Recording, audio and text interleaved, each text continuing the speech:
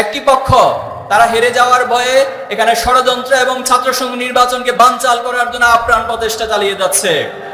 আপনারা দেখেছেন ডাকসু নির্বাচনের দিন তারা সারাদিন ভোট গ্রহণ হলো, মব সৃষ্টি করে শিক্ষকদের উপর হামলা করলো, শিক্ষকদের সাথে তারা অন্যায় বেয়াদবি আচরণ করলো, কিন্তু আবার তারাই আজ পরাজয়ের পর নতুন ফন্দি এঁকে সেই নির্বাচনকে প্রশ্নবিদ্ধ করার জন্য চেষ্টা করে যাচ্ছে।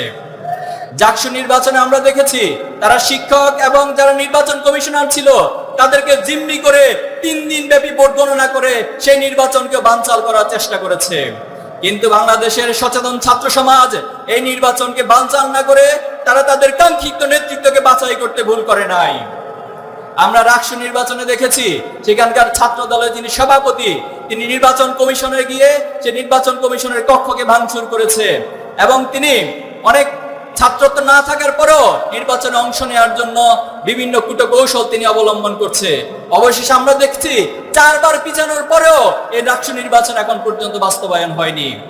ডাকসু নিয়ে চট্টগ্রাম বিশ্ববিদ্যালয় নির্বাচনে ইতিমধ্যে আমাদের কাছে খবর আসছে যে নির্বাচন শুরুর আগে হেরে যাওয়ার ভয়ে একটি পক্ষ নির্বাচন নাকি বয়কট করবে। এটা কখনো সুস্থ গণতান্ত্রিক আচরণ হতে পারে না। আপনি যেখানে হেরে যাওয়ার ভয় করবেন সেখানে ষড়যন্ত্র করে নির্বাচন